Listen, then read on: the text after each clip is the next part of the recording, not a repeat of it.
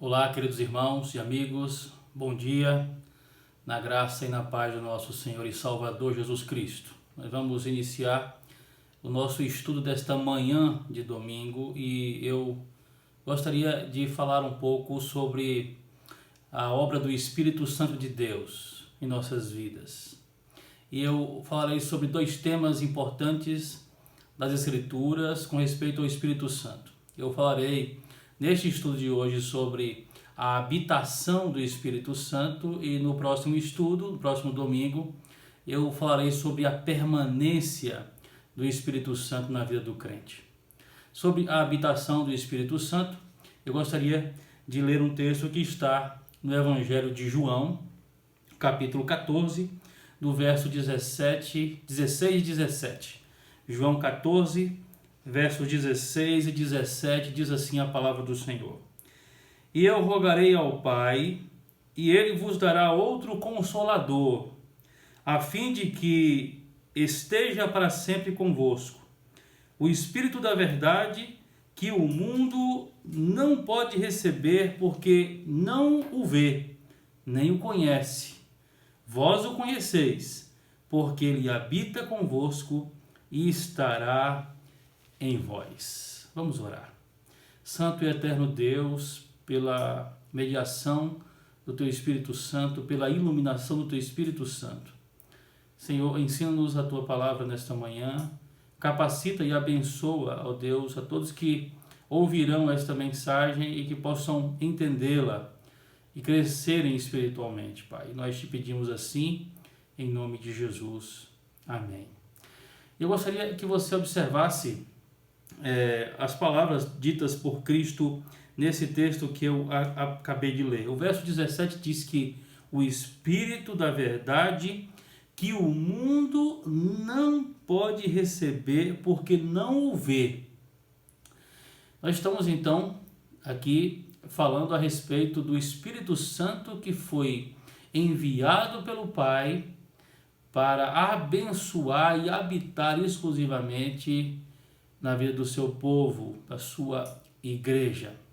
E eu queria, no estudo desta manhã, responder uma pergunta: por que o Espírito Santo ele habita em nós? Por que a Bíblia ela afirma que o Espírito Santo habita em nós, habita em todo crente? Eu queria que a gente pensasse um pouco sobre isso nesta manhã. O ponto-chave aqui é de entendermos que a palavra de Deus nos ensina que o principal trabalho do Espírito Santo de Deus é revelar o Filho Jesus Cristo e as suas obras. Eu queria ler mais dois textos que estão também no Evangelho de João. No capítulo 14 ainda, no Evangelho de João, no versículo de número 26, o Senhor Jesus disse assim: o Consolador, o Espírito Santo, a quem o Pai enviará em meu nome, esse vos ensinará todas as coisas e vos fará lembrar tudo o que eu vos tenho dito. Duas coisas importantes que o Senhor Jesus disse que o Espírito Santo vai fazer, e já está fazendo desde quando ele chegou e veio ao mundo para habitar conosco e em nós. O texto diz então, de João capítulo 14, verso 26, que o Espírito Santo, ele vos ensinará todas as coisas. E depois, ele vos fará lembrar de tudo o que Jesus nos ensinou. Ele nos ensinará e nos fará lembrar dos ensinamentos de Jesus. Ainda em João, agora no capítulo 16, no verso de número 14, o Senhor diz assim: ele me glorificará, porque há de receber do que é meu e vou-lo-á de anunciar. Uma das principais obras do Espírito Santo, então, é o de glorificar o Filho. E como o Espírito Santo glorifica o Filho? Ele glorifica o Filho quando ele aplica a nós o que o Filho, Cristo Jesus, fez por nós. Ele então glorifica o Filho, anunciando o ensino de Jesus, o Evangelho, e aplicando a obra de Cristo em nossas vidas. Packer. Packer, ele disse que o Espírito Santo ele funciona como um holofote para então mostrar a Cristo. A glorificação então aqui do Espírito Santo é a pessoa de Jesus. A anunciação que o Espírito Santo faz é a anunciação da obra de Cristo e da mensagem de Cristo pregada na cruz. Disso faz parte, portanto, o trabalho regenerador do Espírito Santo na conversão dos crentes. Olha que coisa gloriosa. O Espírito Santo, então, ele não trabalha, portanto, independentemente da obra de Cristo. O Espírito Santo não veio a essa terra fazer uma outra obra à parte da de Cristo. Na verdade, ele veio aplicar a obra de Cristo em nós. Ele então vem para mostrar a nós o que Cristo fez por nós e torná-la efetiva em nossas vidas. Ele vem então selar o trabalho de Cristo na vida do crente.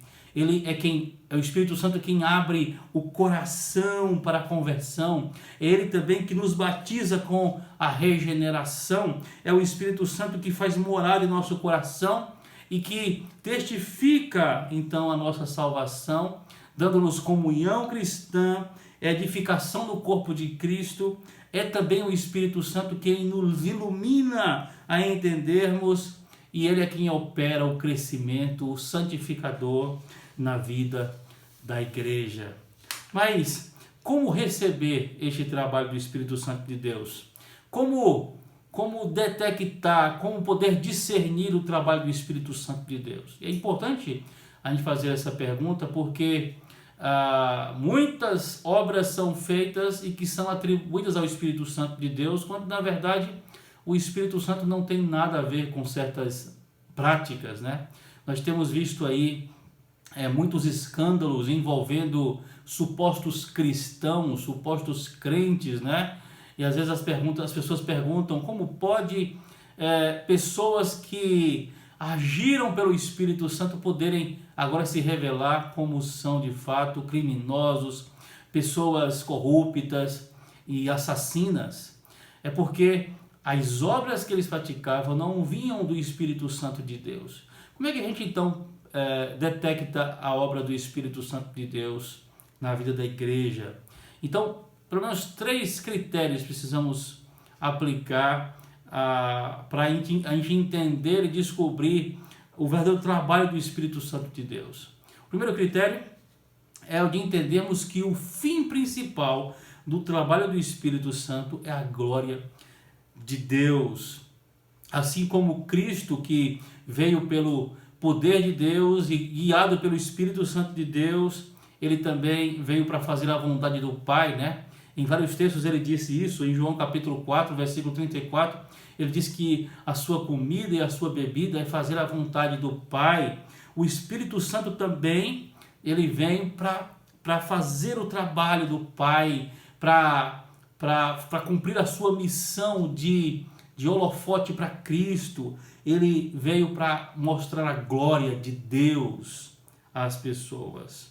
Mas também o segundo critério é de entendermos que a suprema autoridade do Espírito está na própria palavra de Deus. Ou seja, quando a gente vê então a palavra sendo pregada, anunciada pela igreja, certamente é o Espírito Santo de Deus que está agindo ali, envolvendo então a igreja neste trabalho. Quando a palavra de Deus não é pregada, quando ela na verdade ela é camuflada, quando ela é apresentada de maneira completamente diferente da que as Escrituras nos mostram, não é o Espírito Santo de Deus que está fazendo aquele trabalho.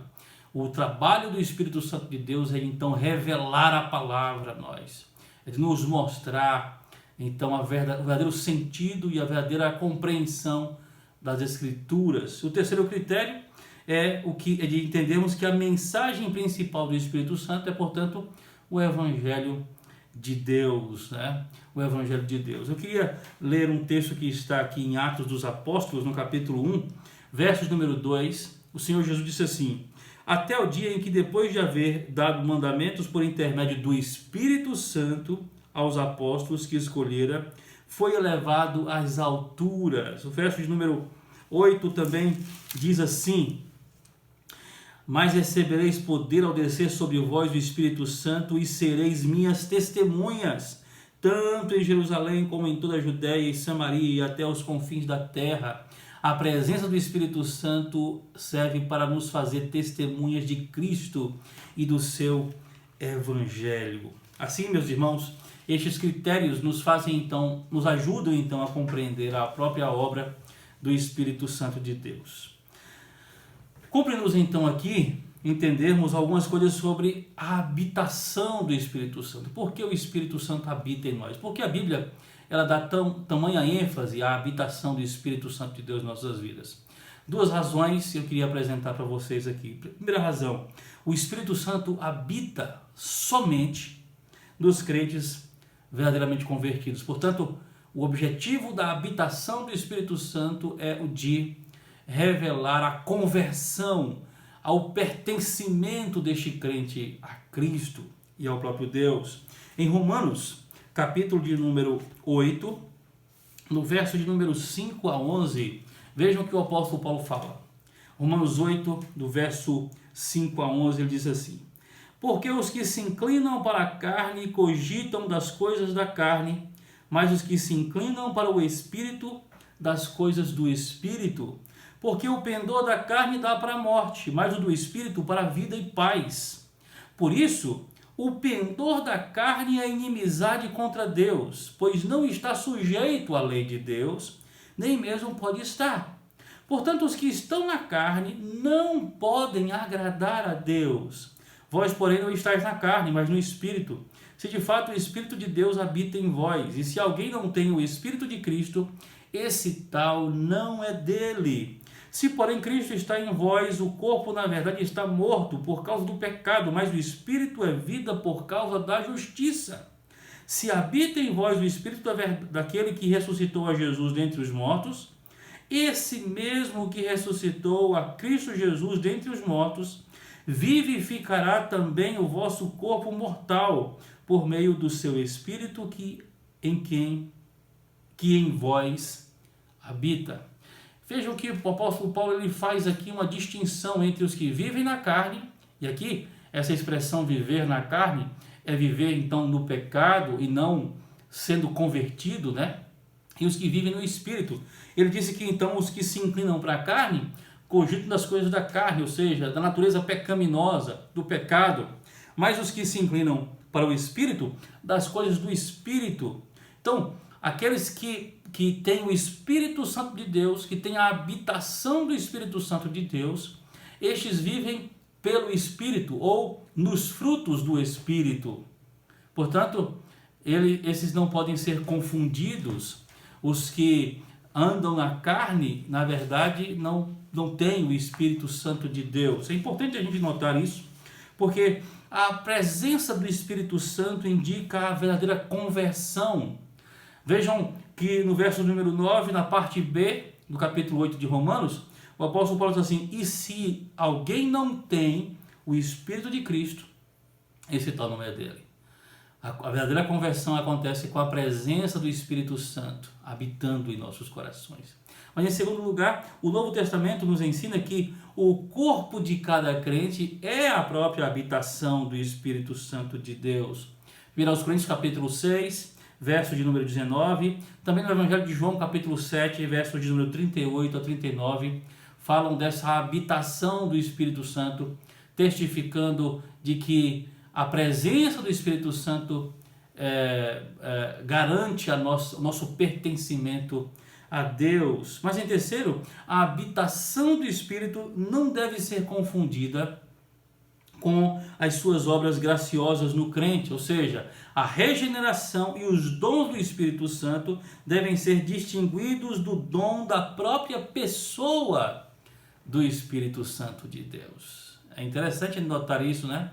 A presença do Espírito Santo e os dons do Espírito Santo não podem ser confundidos. Quando o apóstolo Pedro ele pregou para aquela multidão lá em Atos capítulo 2, ele então prega o evangelho e ele disse que a conversão é o próprio dom do Espírito Santo de Deus. Deixe-me ler esse texto de Atos capítulo de número 2, o verso de número 38, ele disse: respondeu-lhes Pedro: arrependei-vos e cada um de vós seja batizado em nome de Jesus Cristo para a remissão dos vossos pecados e recebereis o dom do Espírito Santo.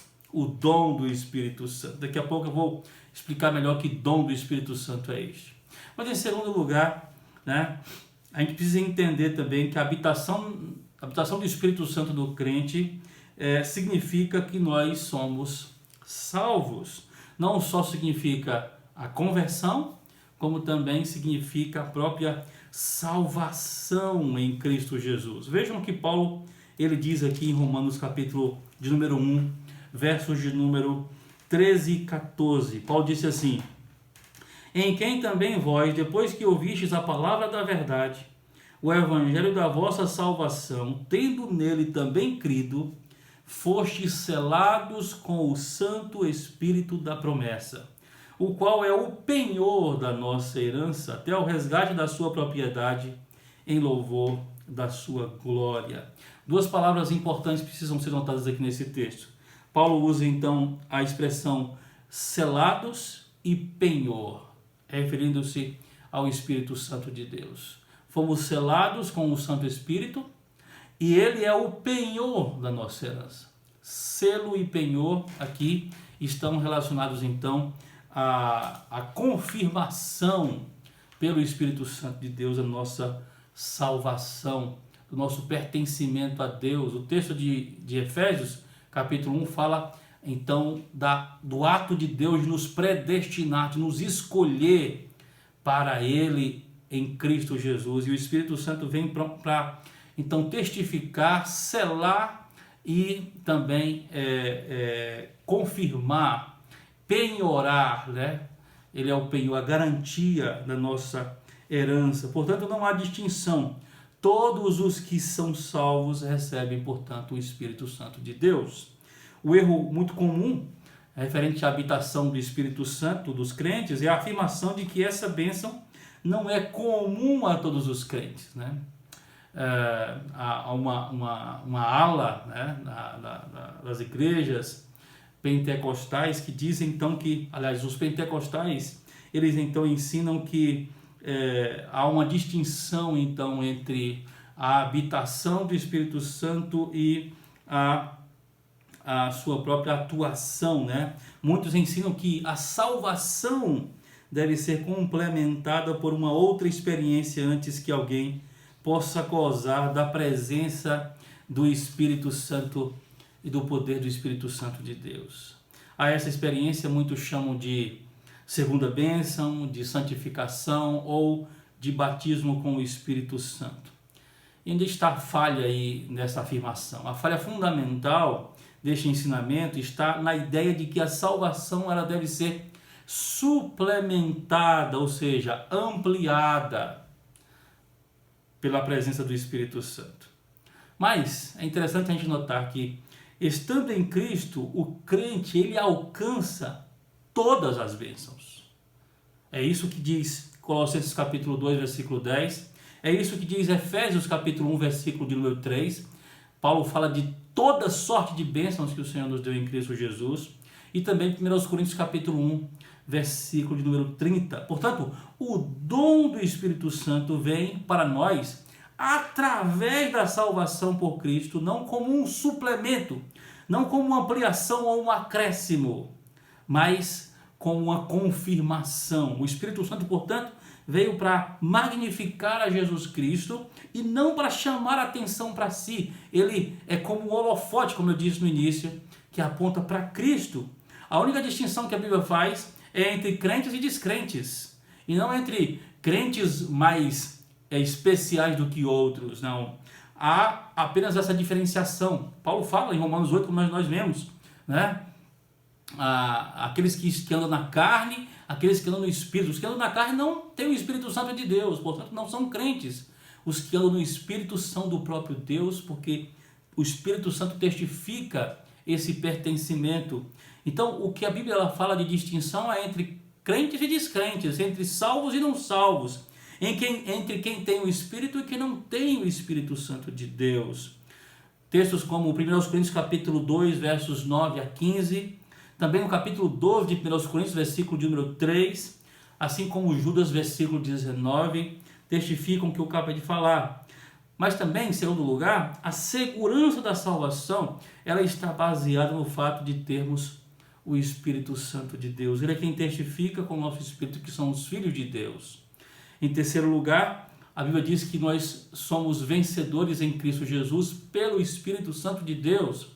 Em 1 João capítulo de número 4, versículos 3 e 4, ele diz que maior é o que está em nós do que o que está no mundo. Em quarto lugar, Deus nos dá o seu Espírito porque nós somos os seus filhos, conforme Gálatas capítulo 4, verso de número 6. O que eu quero então com isto dizer e concluir é que há um propósito da habitação do Espírito Santo de Deus em nossas vidas. Por que o Espírito Santo de Deus habita em nossas vidas? E a resposta é que esta foi a maneira usada por Deus para aplicar e confirmar a salvação de Cristo Jesus aos seus escolhidos. Portanto, a habitação do Espírito Santo, ela serve para nivelar os crentes e não para separar os crentes entre mais santos e menos santos.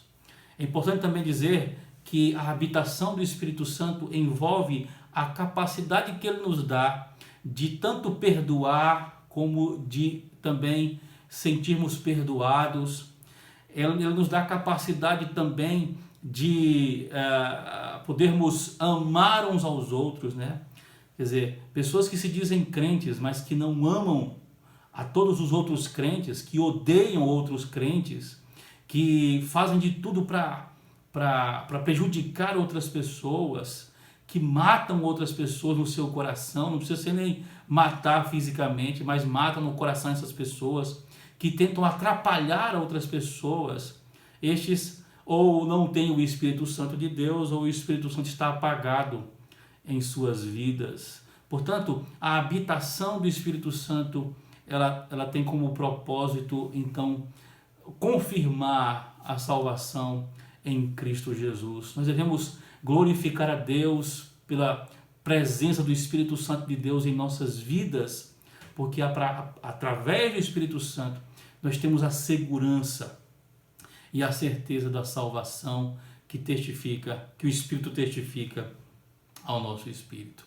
Que Ele te abençoe, que Ele nos abençoe e que a gente então saiba discernir a presença do Espírito Santo nos crentes e a ausência do Espírito Santo em outros que, embora se dizem crentes, na verdade não demonstram essa conversão que é aplicada pelo Espírito Santo de Deus. E que nós possamos crescer em santificação e em honra a Deus pelo Espírito Santo de Deus, buscando sempre glorificar a Deus através do Espírito Santo de Deus, buscando entender e lembrarmos do que Cristo nos ensinou pela sua palavra através do Espírito Santo de Deus. Que Ele nos abençoe, nos faça compreender essas verdades em nome de Jesus. Semana que vem falaremos sobre a permanência do Espírito Santo de Deus em nossas vidas. Oremos.